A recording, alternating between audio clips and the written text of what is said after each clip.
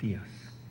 Entonces se crearon mecanismos de garantía para que si el Banco Vice se atrevía a prestar a 200 vendedores de un mercado, y la garantía de IDESI cubriría hasta un porcentaje de posibles pérdidas. Y eso fue digamos, el confort que se le dio a los bancos para que se acercaran. Y esto empezó a funcionar bien. Y después para los años ya 87, 88, IDESI era de lejos la entidad ya de microcrédito más grande del país, e incluso ya figuraba a nivel internacional como un fenómeno. Pero vinieron los problemas del 89, además el concepto de trabajar a través de los bancos privados fue fatal cuando se dio el intento de nacionalización de la banca. Entonces, porque además IDESI era algo vinculado al gobierno, y entre la nacionalización y la crisis económica del 88-89, se paralizó, se frenó el avance de IDESI, y con el cambio de gobierno ya en el 90, IDESI, que estaba tan vinculado al gobierno aprista, también dejó de recibir cualquier tipo de apoyo. IDESI sobrevive, pero se descentralizó, se crearon IDESIs locales, hay una entidad central, es una cosa, pero ahora de muchísimo menos perfil de lo que tuvo en ese momento. Pero quedó como sembrada la idea de los fondos de garantía, y eso fue un instrumento que fue usado por otros ya en otra etapa. Llegamos a los 90 y estamos viendo que ninguna de esas iniciativas de los 80 ya había llegado a despegar. Se habían hecho prácticas, intentos, como mencioné, Acción Comunitaria había quebrado, las cajas eran chiquititas, había un poco de crédito de alguna banca privada con fondos de garantía, pero prácticamente nada. Y durante 2 o 3 años siguió siendo prácticamente nada. Pero durante los 90, de alguna manera, la cosa empezó a crecer. Y a partir de mediados de los 90 empezó a agarrar una velocidad extraordinaria, y desde entonces no ha parado. Entonces, ¿cómo se dio esto? ¿Pasamos?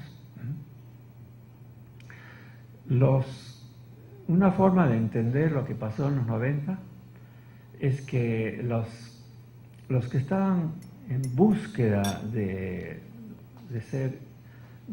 crear microcrédito, todos en esa etapa fueron entidades que tenían un objetivo esencialmente solidario. No era un negocio, nadie lo pensaba como un negocio. Eran entidades como las cajas, una entidad pública, o la ONG Acción, otras ONGs, algunas que luego se convirtieron en pymes, pero eran ONGs. La única entidad que tenía un elemento de ser de mercado eran las cajas rurales, pero que fueron creadas durante los 90. Pero básicamente lo que se produce en los años 90 es que estas entidades que empiezan como entidades solidarias van descubriendo o adaptándose al mercado y empiezan más y más a trabajar como si fueran bancos privados con un interés de lucro. Ese fue el modelo al que se fue desarrollando durante los años 90. Entonces, lo que sucede durante este periodo es que, por ejemplo, Acción Comunitaria, como mencioné, había empezado en los 80 con créditos comunales.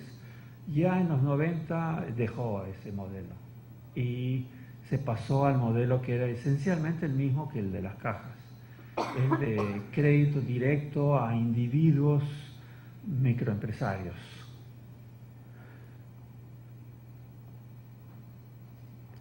En general, la forma de entender lo que pasó en los 90 podría ser que a veces existen ideas que tienen mucha posibilidad, pero el cuadro es, no es fértil. Famoso parábola de las semillas también de la Biblia. Que son semillas, hay semillas que caen en mal terreno y otras que caen en buen terreno. Y las semillas del microcrédito que se habían ido creando como ideas, como procedimientos en los años 80, vivieron en un pésimo terreno, que fue el contexto económico, político, normativo de los años 80.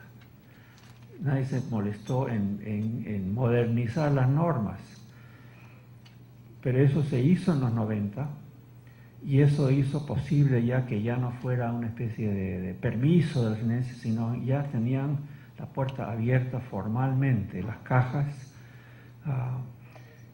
las ONGs estaban multiplicándose en los 90 y eso fue una especie de resultado también del cuadro, porque en los años 90 el Perú salió como víctima de este desastre que fue en fines de los 80 y como se decidió regresar al sistema financiero y hacer las reformas, vino una ayuda masiva de afuera, de gobiernos, pero también privado.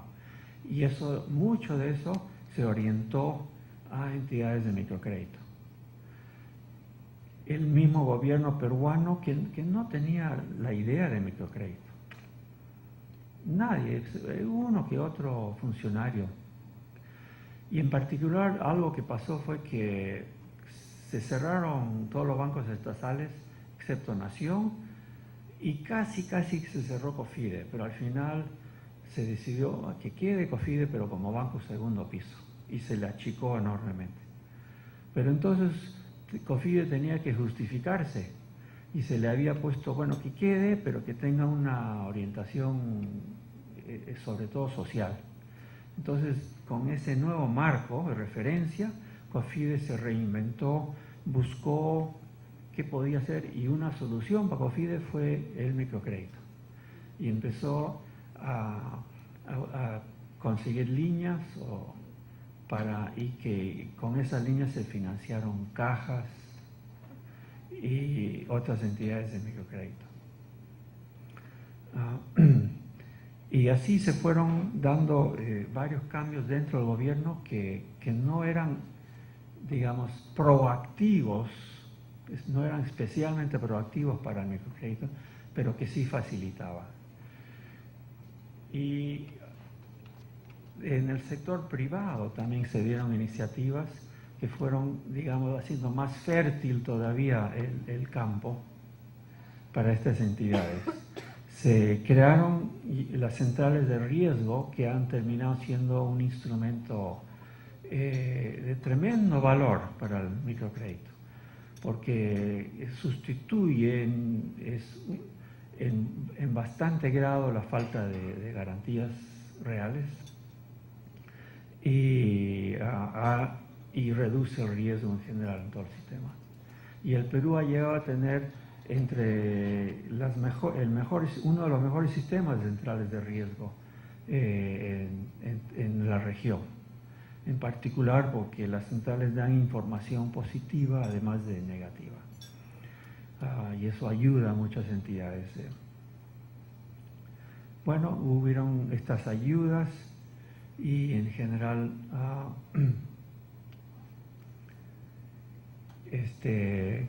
Todo esto permitió en los 90 esta evolución extraordinaria de estas entidades. Una de las cosas que sucedió y que tuvo mucha importancia después fue la conversión de la ONG Acción Comunitaria en Mi Banco, que se dio en el año 98.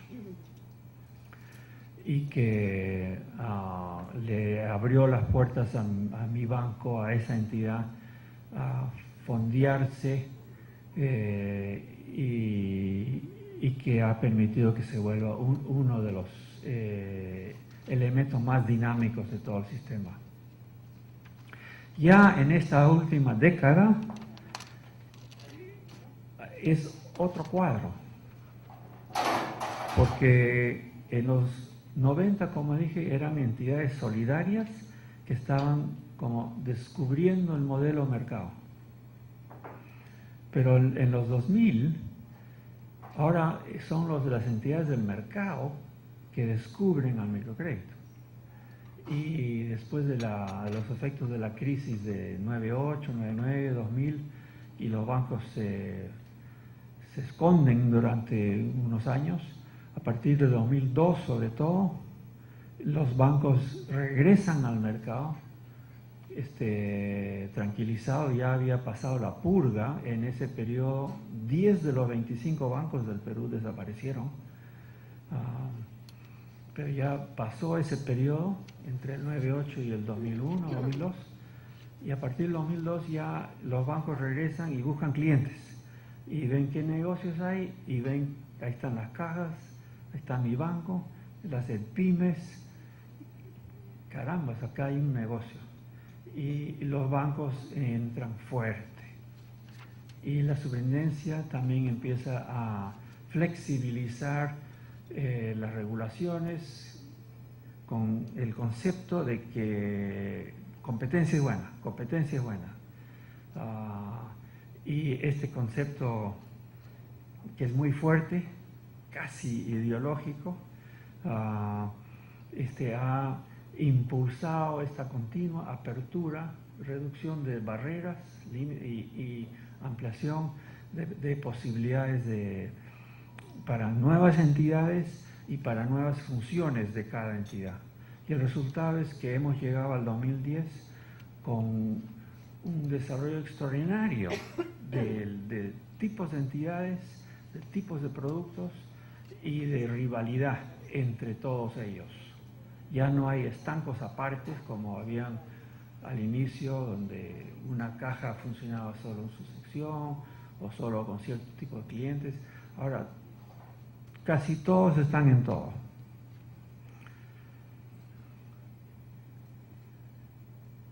Cuando uno mira para atrás, se ve, típicamente se mira la cifra de cómo ha crecido el crédito. Y eso es lo que mostré al principio. Pero lo que pocas veces se mira es cómo ha ido bajando el costo del crédito. Y en realidad el uno está íntimamente vinculado al otro. Lo que ha impulsado el crecimiento del volumen ha sido el abaratamiento del crédito.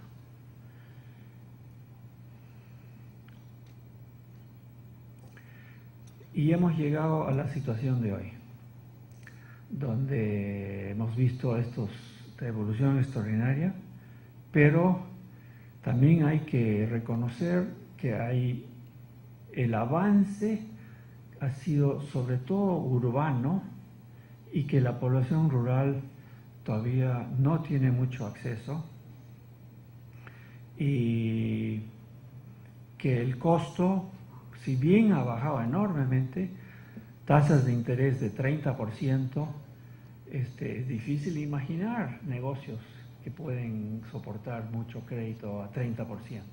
Sigue siendo un crédito muy caro. Y lo otro donde no se ha avanzado tanto es en el desarrollo de servicios financieros que no son crédito, por ejemplo, microseguros, pero también la bancarización, o sea, simplemente un lugar seguro donde puedes poner tu dinero. ahorrar con tranquilidad. Hay muchos frentes todavía que, que son retos para el futuro.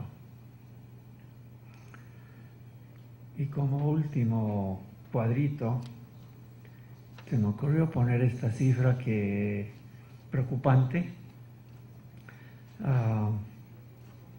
En el mundo, este es el mundo, no es el Perú, pero es un reflejo de lo que está pasando en general. Lo que ha pasado en el Perú se ha dado en algún grado en muchos países.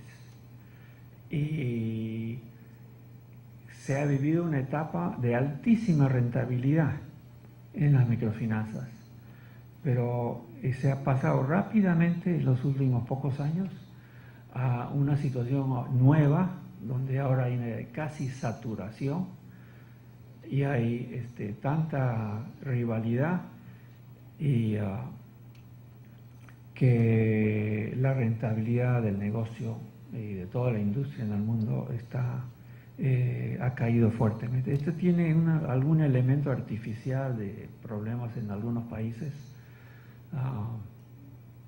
más de tipo bolsa, pero de todas maneras también hay un elemento ahí de verdadero cambio, de reducción de rentabilidad en el negocio. Y eso se está llevando a una nueva etapa de reflexión que va junto con la reflexión que se está dando sobre el sobreendeudamiento, que también es parte de esto, porque el sobreendeudamiento se refleja en provisiones, moras y en menor rentabilidad. Entonces, ese es el fin de la historia, que es difícil decir exactamente a dónde va a ir y qué ha significado, pero por lo menos, para mí al menos, me parece que es fascinante como historia.